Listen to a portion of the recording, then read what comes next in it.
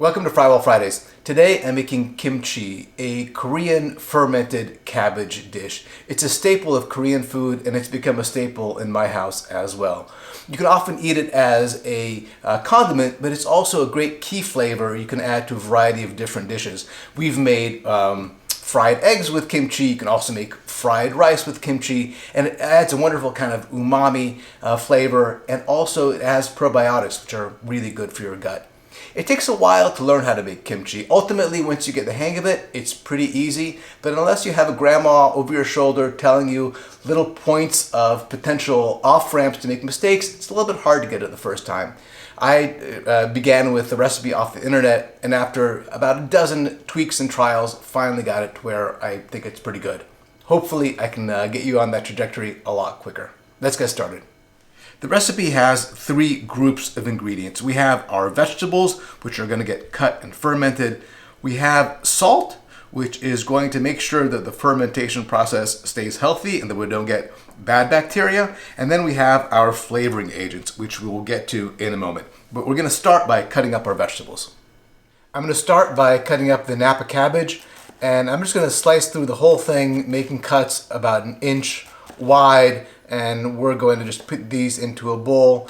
When you get towards the very bottom, just cut around the core. The nice fat pieces towards the bottom are really nice and crisp and will remain that way. Next, I'm going to cut up our scallions into pieces that are maybe a little bit bigger than an inch across, and just go all the way from the white part to the green part and add that to our bowl as well. And finally, we have our daikon. I'm going to start by peeling that. Daikon, if you're unfamiliar with it, it tastes almost exactly like any other kind of radish. You just get a lot more of it, and it's pretty easy to work with. You just peel it, and then we're going to cut it into pieces that are about 2 inches long, and then cut those pieces into batons. This is going to add a nice crunch element to the kimchi, and these are going to remain nice and crunchy even after the kimchi ferments.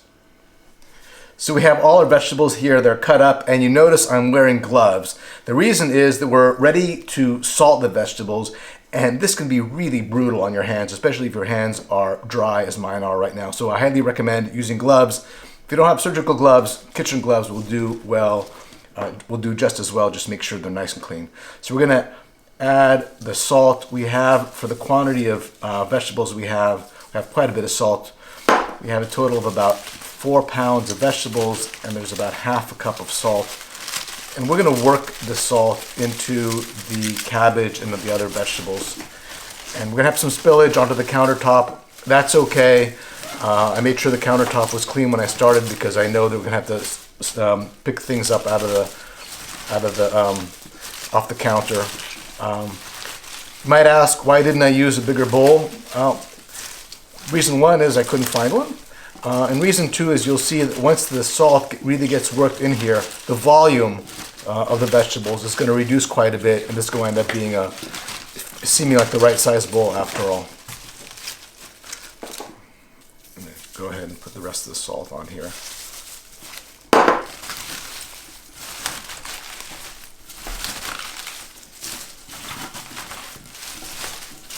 Just want to keep on turning it, make sure that all the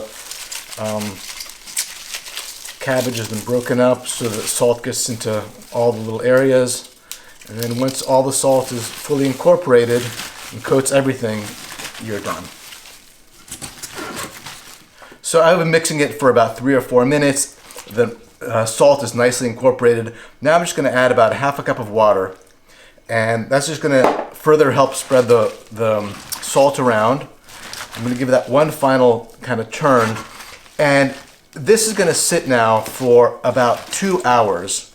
And I'll go back every half hour or so if I have a chance to kind of give it another turn. You don't have to fuss with it more, but it's nice to go back with it once in a while to make sure that everything is kind of moving along nicely, and to just give it a stir so the salt gets evenly distributed. Okay, so that's going to just be able to sit there, and now we can move on to work on our flavoring agents.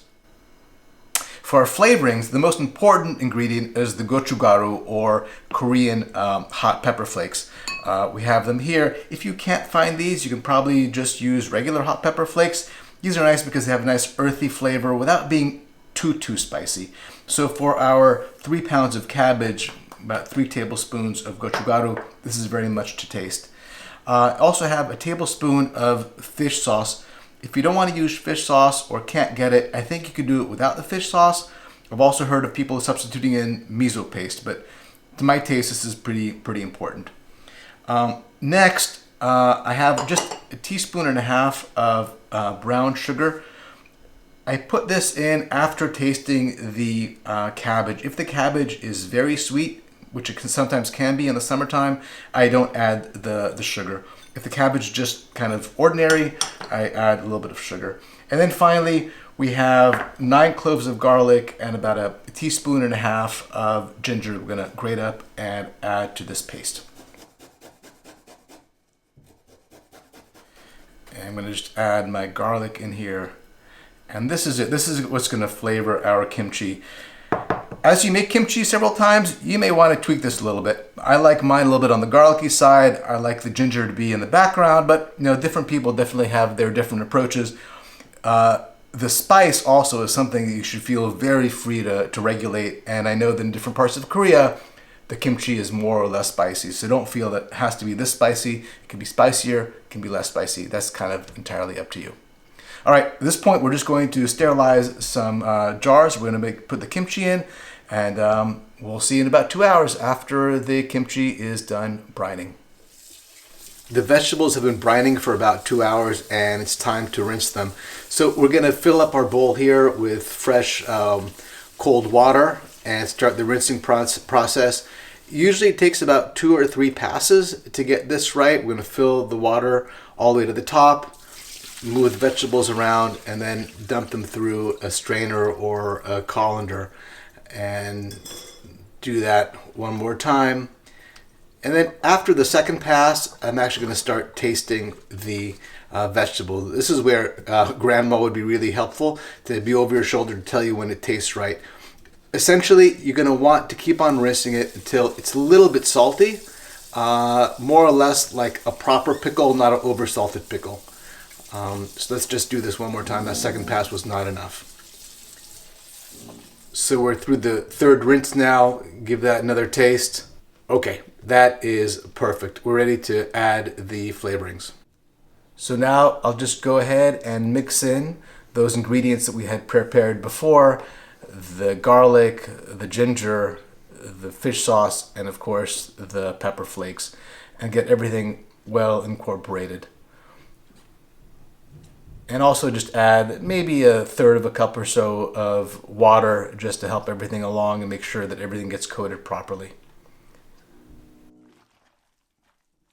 At this point, we're ready to put everything into our sterilized jar.